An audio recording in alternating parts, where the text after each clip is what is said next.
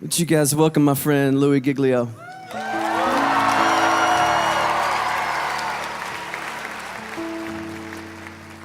You guys can have a seat. Thank you so much. Man, what a great confession. We're calling this, I think you knew this already, the How Great Is Our God Tour.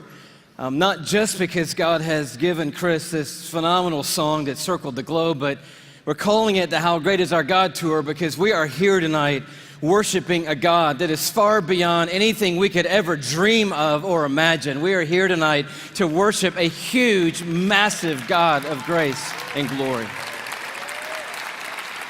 If there's anything that could happen tonight, our heart is that we will leave tonight with at least a couple of things having happened to us. One being that our view of God will be completely blown up all over again, and that the view that we have of God will be expanded in this place tonight, and that we will leave here with the confidence that He is able to hold on to us and hold us together no matter what circumstances come our way in this lifetime. And if you were with us on the Indescribable tour, we sort of took a swing at that first part, looking at the bigness of God and the greatness of the universe. Anybody make it out to the Indescribable tour, by the way? A few of you guys were there. The story of it in a nutshell was that the heavens are telling the glory of God. Their expanse declares the work of His hands. In other words, all you have to do is look up and you see the size of the God that we're worshiping tonight. We ended that, just a little review, with this galaxy right here, the Whirlpool Galaxy. You're like, man alive, we're talking about astronomy at a Christian worship service. Why not? The God that we're worshiping tonight is the one who created that right there. It's called the darling of astronomy. The reason why is it's sitting completely perpendicular to us on Earth, and when we look up at it, we get this beautiful view. But check this out. The Whirlpool Galaxy is 31 million light years away from where you're sitting right now. Okay, they got nothing in here tonight. 31 million light years away. That's just the first little thing we got to catch up with tonight. By the way, the story opens like this. In case you forgot, in the beginning, God created the heavens and the earth, and He said, "Let there be light," and there was light. And that was a phenomenal moment when that happened, because light came out of the mouth of God traveling 186,000 miles a second. That's how fast light is traveling through the universe. And so a light year, therefore, is how far light travels in 1 year, and I'll do the math for you. It's 5.88 trillion miles is a light year. So as we talked about before, when you start to get around in the neighborhood of God, the mile is not going to help you. The yardstick, the ruler, the tape measure, these things are of no value in the universe that God has made. We're using a ruler called a light year that's 5.88 trillion miles long. And if you'd like to go to the Whirlpool Galaxy, be my guest. All you have to do is multiply 31 million, that's how many light years it is away, by 5.88 trillion miles, and that's the distance that you've got to cover. Anybody with me so far? I'm wondering, are there any science lovers here tonight? Because we're going to have a little scientific content tonight, and I need to know if anybody's going to be with me so far. So you do the math, or you could look at it a different way. You just have to travel 186,000 miles a second for 31 million years, and voila, you will arrive at the Whirlpool Galaxy. Second thing that's pretty stunning, given that our God made that, is it contains 300 billion stars. In that one galaxy, 300 billion stars. And it is one of hundreds of billions of other galaxies in the known universe that God has made. And it just reminds us all over again tonight, man, this God that we're singing to tonight, He's enormous. He's bigger than anything we've ever dreamed of. He's bigger than our wildest imagination of Him. But we ended by looking inside that thing, and this is pretty stunning. Those of you who've seen it remember, but the Hubble Space Telescope is circling the Earth at 360 miles above the Earth, and it takes amazing images of these galaxies and other phenomenon of the cosmos, and it looked into that white core of the Whirlpool Galaxy, and lo and behold, there is a black hole in there. And we'd never seen it before until Hubble could take an image of it, and I found this on NASA's site, hubblesite.org. This is what Hubble sent back to us from 31 million light years away from the black hole core of the Whirlpool Galaxy. They send us back this image right here, and it's just crazy. It's crazy. It's the glory of God, the grandeur of God. It's the grace of God and the mercy of God everywhere we look. It's the imprint of God in all of creation, everywhere we turn. And tonight we just want to begin with the bigness of God, the grandeur of God all over again. We're going to do it by looking at 4 stars. Can you handle 4 stars tonight? The first one's easy because there's just one star in our solar system, and that star is called the sun. Thank you very much. Yes, it's our own star. It's there's an image of it for you, by the way. It's a little more fierce than we often think. It's 10,000 degrees Fahrenheit on the surface, but what I want you to see about it is how big it is. It's 93 million miles away, so when you're looking up in the sky, it's pretty good pace out there. By the way, light traveling 186,000 miles a second. It's only taken 8 minutes to cover that 93 million mile journey to touch your skin here in Atlanta, Georgia. But what I want you to see is the size of it. It's like 1,000,000 times the size of the earth, and that matters to us tonight when you hear what the psalmist said. Listen to his words. By the word of the Lord, this is Psalm 33, the heavens were made. In other words, God didn't lift a finger when he made the universe. By the word of the Lord, the heavens were made. But he goes on to say, their starry hosts by the breath of his mouth. So we're looking at something so intense that we don't want to get any closer than 93 million miles away, which is what we are right now. And then we read that God just breathes out stars. It's crazy to think about it. 1,000,000 times the size of the earth. So here's a little perspective that sort of changed my life. If the earth were the size of a golf ball, okay, the sun would be 15 feet in diameter. Okay, that didn't seem to move anybody either, so let me try it a different way. Let me just try it just a different way. I thought I might need this, so I brought a golf ball, okay? So all through the evening, this is gonna represent Earth, all right? So this is where we are. I need everybody in the building to look as closely as you can and find yourself, okay? And when you found yourself, I want you to nod your head so that I know you've located you on the earth, okay? You're nodding your head? Okay, you found yourself. If the earth were a golf ball, the sun would be 15 feet in diameter. That's not 15 feet in diameter. Can we blow that up just a hair, maybe give them 15 feet in diameter? So here's a little perspective for you, okay? Is this working for anybody? Here we are on the earth, and that's the sun. It's so big. It's so big, you could put 960,000 Earths inside the sun. So if the earth were a golf ball and the sun were 15 feet in diameter, you could put 960,000 golf balls inside that 15-foot diameter sun. That's enough golf balls, by the way, because I know that seems like a big number, to fill a school bus with golf balls could fit inside the 15-foot in diameter sun. It's a massive star, and it's one of hundreds of billions of stars in the Milky Way galaxy, our cul-de-sac in the neighborhood called the cosmos that God has made. It's huge, and we're worshiping a star-breathing God tonight. But I want to tell you about the second star, okay? Because the second star absolutely wrecked my life. I heard about it when I was a high school student here in Atlanta. One of our youth leaders did a talk, and he mentioned this star. I didn't know how to talk to God for about 2 months after I heard about this star. It's called Betelgeuse or Betelgeuse. You can pick your pronunciation. I'm obviously going with Betelgeuse, and Betelgeuse is incredible. Here it is in the night sky. I know it doesn't look incredibly ferocious, but it's 427 light years away. So that's 427 times 5.88 trillion miles away from us right now. Draw it in a little closer with the Hubble Space Telescope, and you can start to get a little bit of the feeling of its intensity. But this is the crazy thing about Betelgeuse. Are you ready for this? Betelgeuse is twice the size. Are you ready? You think I'm going to say twice the size of the sun? Oh no, it's twice the size of the Earth's orbit around the sun, Betelgeuse is. It's crazy. If the earth were a golf ball, Betelgeuse would be the height of 6 Empire State Buildings on top of each other. Now, come on, have you seen the Empire State Building? I mean, maybe what you're gonna need to do is gather the family, get a golf ball, get some plane tickets, and fly up to New York.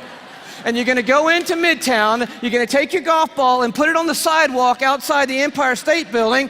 Don't worry about people thinking you're crazy. They're not even going to notice you in New York. You're going to go across the street. You're going to look up at the Empire State Building and imagine 5 more Empire State Buildings on top of the Empire State Building. That's Betelgeuse, and that's the Earth, and somewhere you're on it.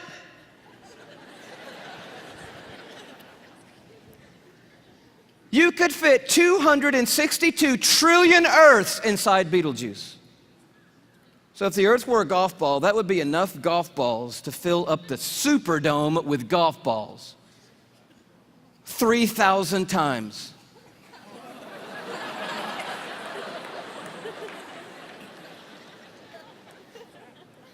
When I heard that as a teenager, that stumped me right there. Because most of my praying had been advising God, correcting God, suggesting things to God, drawing diagrams for God, reviewing things with God, counseling God. The third star, can you go a little bit bigger with me? The third star is called Musifi. Here it is in the night sky. It's that gold star to the top left. We have the big image of it. It's 3,000 light years away, but I just want you to see it in the span of all these little glittering stars so that you know that at times when you look up at night, it is not just twinkle, twinkle, little star, how I wonder what you are. I'm telling you what you are. What you are is intense and huge and massive and ferocious is what you are. And this one used to be called Herschel's Garnet Star. Check it out. If the Earth were a golf ball, Musifi would be the width of 2 Golden Gate bridges end to end. Apparently, you're going to need to go from New York to the West Coast.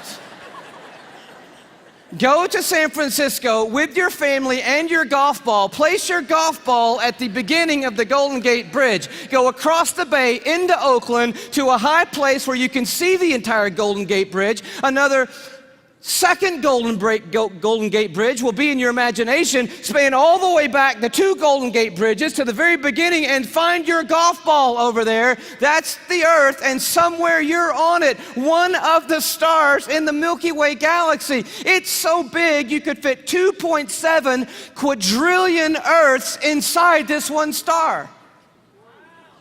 Thank you so much. Where have you been all night? Now, quadrillion we have not talked about, and I need to explain this just briefly because I don't know about you, but I do not understand the national debt or any numbers bigger than about $875.28. I get that number. Go bigger than that, I don't know. But you need to understand a quadrillion, okay? Because this star is crazy big. A quadrillion, let's do it this way. Everybody knows a million, right? How many of you know what a million is? You can kind of get your head around a million. Everybody? All right. You know that a billion's 1,000 million, and a trillion is 1,000 billion, and a quadrillion is 1,000 trillion, right? Everybody knew that? Here's the perspective. This changed my life, right? A million seconds ago, 12 days ago. Isn't that cool? See, that saves you doing that on your little calculator at home, which I dare you to try to do when you get home tonight. But a billion seconds ago, you're thinking, oh my goodness, if it's 12 days ago, I'm going all the way back to like September with you, Louie. This must be crazy, right? How about May 1975 is a billion seconds ago? You're like, whoa, that's a little bit bigger than a million. Oh yeah. A trillion seconds ago, you're like, I'm on the 1800s. No. Christopher Columbus? No. 29,700 BC is a trillion seconds ago.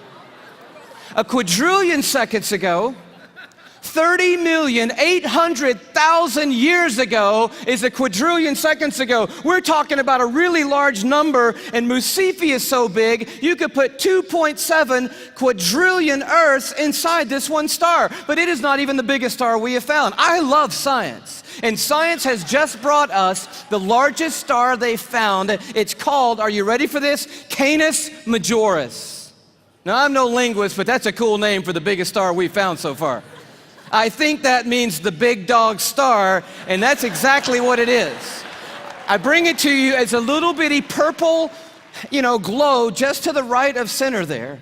But Canis Majoris, oh wow. If the Earth were a golf ball,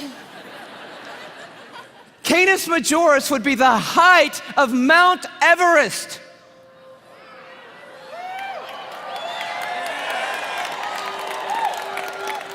Thank you.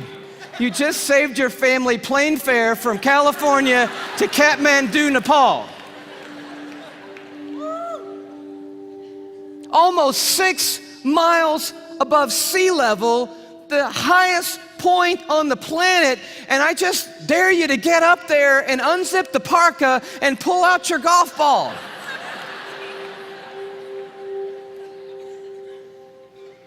You could fit 7 quadrillion Earths inside Canis Majoris. That's enough Earth, if the Earth were a golf ball, to cover the entire state of Texas in golf balls, 22 inches deep. You see the one you're on?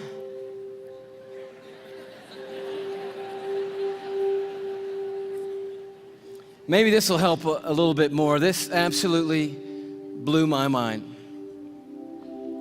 Just a little journey through our solar system. Everyone knows our planets and sort of how we fit in to the story here. You see really quickly that we're not even the biggest deal in our own solar system, but as Earth comes by, you have to know tonight that we are living on a privileged planet. Anyone would tell you we're living at one of the most special places, if not the most special place in all of creation. But Neptune comes by and Saturn and then Jupiter, and you're like, okay, we're not all that big, even in our own little cul-de-sac.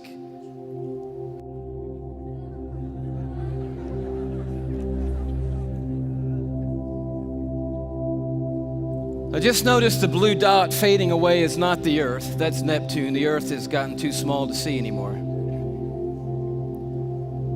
Sirius comes by. Little plug for satellite radio. Not the biggest star, but the brightest star that we have found so far. Pollux, which we didn't mention. Arcturus. Such a beautifully named one, Regal. But then the one that messed me up.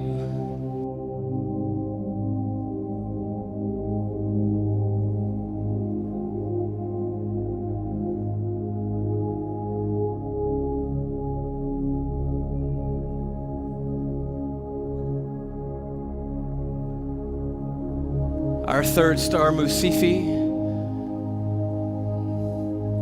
Musifi's cousin, W. Cephei.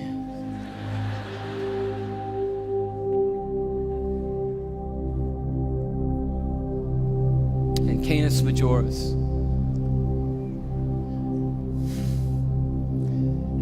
And do you know that you couldn't come up here right now with a Sharpie and make a mark on the screen that would approximate the size of our sun? You couldn't even do it. I mean, when you look at these in their relative size, we just have to put a little arrow over there that says, if you could put the sun on here, which you can't, it would go somewhere about here.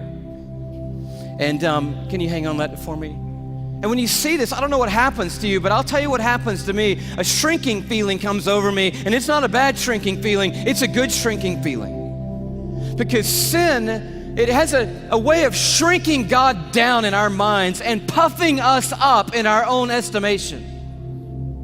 But just a glance into the universe that God has made resizes everything in a heartbeat. And you realize tonight we are worshiping an unrivaled, uncontested God of all kind of might and power and glory and awe, there's none like him anywhere in all of creation tonight. We are not here worshiping some little teeny tiny God. We are the teeny tiny ones, you and me. We are small and weak and fragile and frail. We are, you and me tonight, one of 6.5 billion people on this little golf ball sized planet in this massive universe that God has made.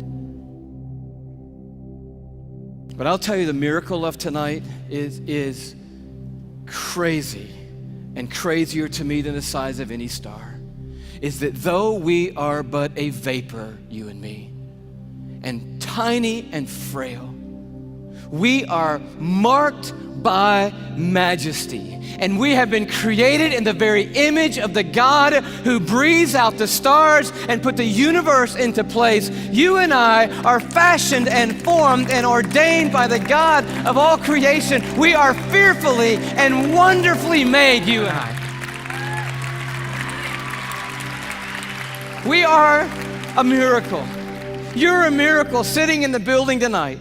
If I could just remind you just for a moment, you are somebody incredibly special. Let me just dial back to the beginning, and I know you know this already, but in the very, very beginning, here's how you happened, okay? One cell from your mom found one cell from your dad. Now, there's more involved in that than that, but that's enough for us right now.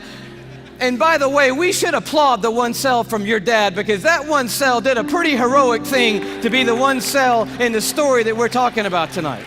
One cell from your mom met up with one cell from your dad, each one carrying 23 chromosomes. The one from your mom was carrying half of her DNA. The one from your dad was carrying half of his DNA. And those two cells met and merged into one single cell. And when they did, those chromosomes matched, and they began to form together a brand new DNA code. Using 4 characters, 4 nucleotides, they begin to write out what we have now discovered is the 3 billion character description of who you are, written in the language of God. They wrote out your DNA, your human genome of 3 billion characters made up of those 4 simple nucleotides. And when they did, they described who God had ordained you to be. In that one little simple cell. Scientists say if you took the DNA out of that one little cell and stretched it out, that DNA would be 6 feet long, 3 billion characters stretched out to 6 feet long. So amazing that if I were to read your DNA, reading 1 character per second, night and day, it would take me 96 years just to read the description of you. And when they formed together, they wrote out and painted a picture which had never been written before in the history of humankind.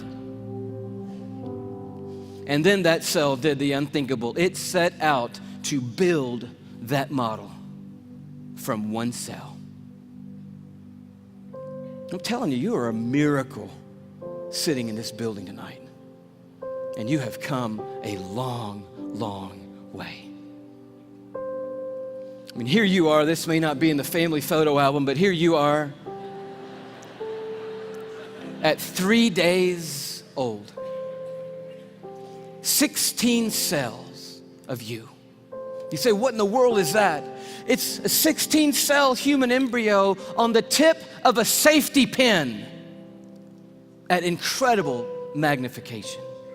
So by now, that one cell had turned into 16 cells on its way to making the 75 trillion cells that make up your body tonight. Every one of those 75 trillion cells containing that 6 feet of the 3 billion character DNA code that's you. There's so much DNA in your body, by the way. If you stretched it all end to end, there'd be enough DNA to go to the moon and back inside your body. 178,000 times. That's how amazing God has made you to be. 75 trillion cells in your body. And when I told you that, 50,000 of those cells died and were replaced by brand new cells when I told you that.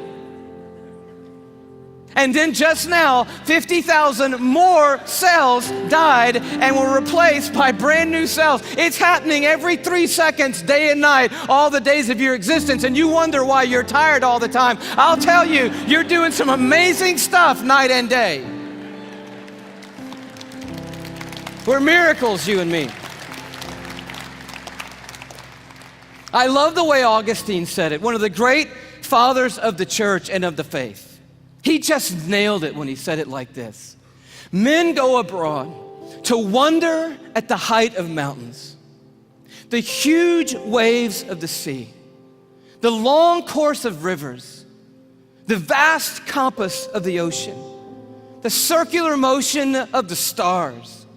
But they pass by themselves and they don't even notice. In the womb, miracles happening every moment. Here you are at 5 months in the womb. You remember those days? Those were the good old days. And just miracles happening every second. Let me tell you about one. 1 million optic nerve endings left the optic nerve center of your brain in the womb, headed for 1 million optic nerves that had left your eye. And they had to meet and match their exact partner, 1 million looking for 1 million.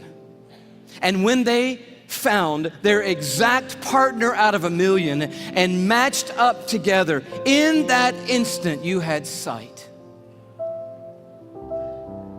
And anyone would tell you that to this moment, the most technologically advanced thing on planet Earth is your eye. Oh, but it didn't do you any good, because when that moment happened, you just had one piece of skin completely covering your eyeball. But as I read in one textbook, miraculously and mysteriously at about the 6th month, a little cutting device appeared and it cut perfectly that piece of skin. And you had eyelids for the very first time in your mother's womb.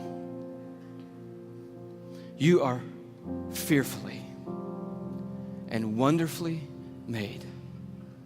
And the God of the heavens is the one who fashioned you together. And he knows your name tonight. And he knows every single thing there is to know about you. And he's made you a promise that for those who trust in him, he will literally hold them in his hand and carry them all the days of their life. This Psalm 33 that talks about a star-breathing God turns an interesting corner. It says, "For he spoke and it came to be. He commanded and it stood fast." That's power and awe. But now it gets very personal. From heaven, the Lord looks down and sees all mankind. From his dwelling place, he watches all who live on earth. He who forms the hearts of them all and is intimately acquainted with everything they do. And then he goes even further. And he says, "The eyes of the Lord are on those who fear him, on those who hope in his unfailing love." And here comes this promise: to deliver them from death and to keep them alive in famine. And that is the promise tonight, because this building and our world is filled with hurting people, with lives that are spinning out of control, with pain that we didn't ask for or could never imagine. And God is making a promise to us tonight. He's saying, "I am a universe maker and I am a heart former, but I'm also big enough to be intimately acquainted with all the circumstances of every one of your lives. And I promise you, no matter what comes in this lifetime, no matter how difficult the road or how dark the night, I will hold on to you and I will literally hold you together and carry you through any and every circumstance that ever comes your way, any moment on this planet." It's the promise of God. And you say, "Well, man, that sounds good, but how do I know that's true of my life right now, Louie?" I mean, that's really what we want to know tonight. And I'll tell you how you can know tonight that God will always hold you together no matter what. It's by looking a little deeper into the human body, and it's a little protein molecule called laminin. Yeah, that's about what I felt the first time I heard that. Long story short, the tour was winding down last time around. We were in Tyler, Texas. The night was over. A guy walks up to me. I wish I could tell you the whole story. It was so of God. Introduces himself to me, says, "How are you doing? I just wanted to say hello." I said, "It's nice to meet you." He says, "You guys winding the tour down? Where are you going to go from here?" I said, "Well, I'm on my way back home to Atlanta, Georgia." He said, "Well, what's next for you?" I said, "I'm going to be preaching the next 2 Sundays for my pastor back in Atlanta." He said, "Oh, cool. What are you preaching on?" I said, "Well, the series is on the glory of God in the human body." He said, "That's really amazing. I'm a molecular biologist at the university down the road. Give me your talk." And I was like, oh, wow, I wasn't quite yet ready to unload the talk for a molecular biologist. So I kind of stumbled through what I had, and he's kind of being kind and gracious and like, that's good. And then he says, "Well, what's your big left hook? You got to have a left hook, a big finish, right?" I said, "I don't have a left hook yet." He said, "Oh, Louie, Oh man, your left hook is laminin. And I'm totally blank on laminin. He goes, Louie, it's a cell adhesion molecule. Protein molecule? Do you know about proteins? I'm like, no. He said, Louie, cells organize into certain molecular structures, and that determines what protein there are. There are between 10 and 60,000 proteins in the human body. We don't even know how many proteins are in the human body, but one of them is a cell adhesion molecule. It's organized into this certain structure, and that tells the cell what its job is in the body. And this one is a cell adhesion molecule. And I'm like, all right. He said, no, Louie, it's like the rebar of the human body. The steel they put in the concrete when they lay the foundations of things, it's that stuff. It's holding your membranes together. It's the glue of the human body, Louie. It's laminin. You got to tell them about laminin. And I'm like, I promise you, I'm going home and tell them about laminin. And I'm sure when I do, revival is going to sweep across the church and probably around the world when I tell them. He said, no. You got to see laminin. I'm like, okay, let's see it. He said, no. You need to go look it up online. You need to go Google laminin. I'm like, I don't even know how to spell laminin. Takes his card out. He writes on the back, Laminin. I'm like, okay, I cannot wait to get to my computer and get on Google, click on images, type in laminin, and I'm waiting, and these little thumbnails come up on the screen, and I'm like, wow, that's laminin? The cell adhesion molecule. Woo! I am so excited. I am beside myself. I cannot believe what I'm seeing. I love laminin. I'm so fired up.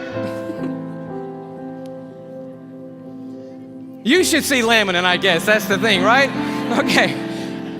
Here is a scientific diagram of the laminin cell adhesion molecule that's holding your body together right now, okay? This is what I found right here.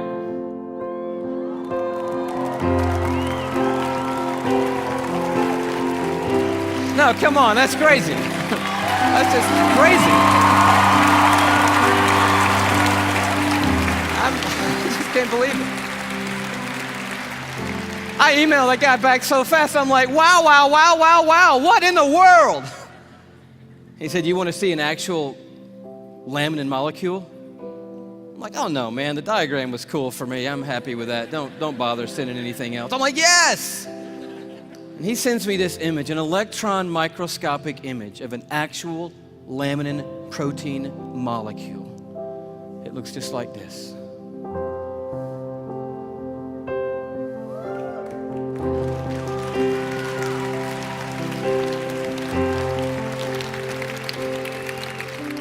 Like, how crazy is that? That the stuff that holds our bodies together, that's holding the lining of your organs together, holding your skin on, is in the perfect shape of the cross of our Lord Jesus Christ. And immediately I'm thinking about the words of Paul in Colossians 1. You know this beautiful passage where Paul's talking about the supremacy of Christ and the sufficiency of Christ. He says, for by him, talking about Jesus Christ, all things have been created, things in heaven and things on earth. All things were created by Jesus and for Jesus. But then the next verse goes on to say this, it's crazy. And he, Jesus, is before all things, and in him, that is in Jesus Christ, all things hold together. It's right there. I'm like, of course they do. Of course they do. Everything holds together in Jesus Christ. And he goes on at the end of this paragraph, and he just tells the story of grace. He says, for God was pleased to have all his fullness dwell in Christ, and through Christ to reconcile to himself all things by making peace through his blood shed on a cross. So you're at the toughest place in your life. How can you know that God is going to hold you together and bring you through? You know because there is a cross standing over history, and it is looming over this building tonight. It is the place where the star breather became the sin bearer, where the universe maker became mankind's savior. And it is proof that God doesn't always change the circumstances. He did not change them for Jesus on that hillside outside Jerusalem. But the cross is also proof that God always has a purpose in the circumstances, and that His purpose and His plan will prevail and will triumph through any circumstances in this world.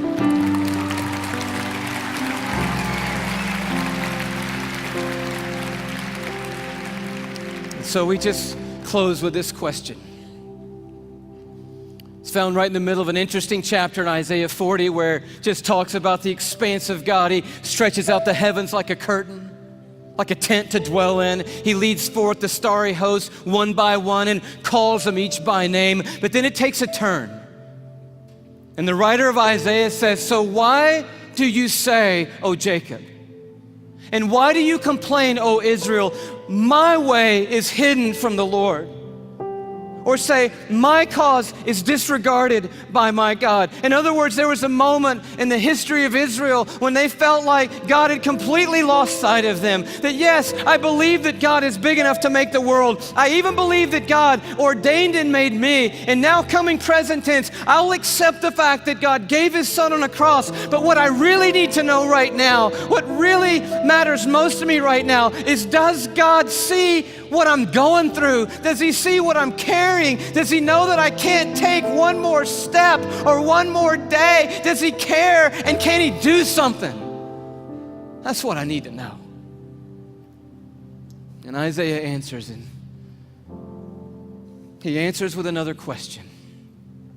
And it's a question for us here. He says, "Do you not know? Have you not heard? The Lord is the everlasting God, the creator of the ends of the earth. He will not grow tired or weary, and His understanding no one can fathom." He's huge. He is a star breather. He's big. But listen to what He loves to do.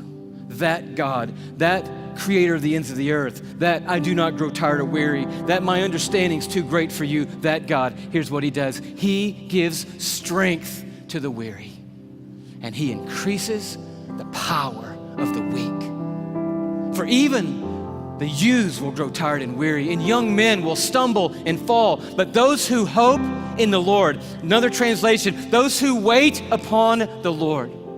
The Hebrew word simply means this. When it says hope and wait, it means but those who stand right in the midst of the craziness, right in the midst of the pain, right in the midst of the chaos, right in the valley of the shadow of death, and they don't gloss over it. They're dealing with the hardest stuff in life, but standing in the middle of it, they say, "You know what? I don't see what God's doing. I don't understand what the plan is, but I'll tell you one thing. I am not going to give up on God, and I'm going to stand right here in the middle of this moment, and I'm going to trust that God is sitting on a throne, that He has a purpose for my life and a plan for my life. And I believe I'm going to see the goodness of God in the land of the living, and I'm not going to stop believing that no matter what." That's what the word means, to wait and to hope on the Lord. And He said, and here's the promise. You're going to wake up to rosy circumstances. No. Oh, He can do that, and He does do that. But the promise is greater than that. He said, those who wait upon the Lord, here's what I promise: I will renew your strength. And when you think you can't take one more breath, I'll give you enough to keep going on. And enough to keep going on. And enough to keep going on. And to keep going, and to keep going, and to keep going. You keep hoping, and I'll keep causing strength to rise when you hope. And you'll keep going, and you will feel like you have been swept up on the wings of eagles, and you will run and not get weary, and walk through it all and not faint He said, I will hold you.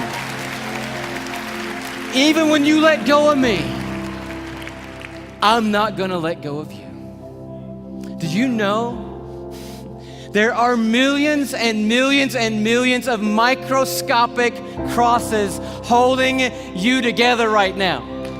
And one giant, glorious cross of Jesus Christ that's holding every one of us that's trusted in Him onto the Heavenly Father and holding the Heavenly Father onto us. And it's going to keep holding us onto Him, that cross, forever and ever and ever and ever. We will never not be carried by the strong hand of a universe-making God, and He will bring us through. That is the promise of the everlasting God. Amen.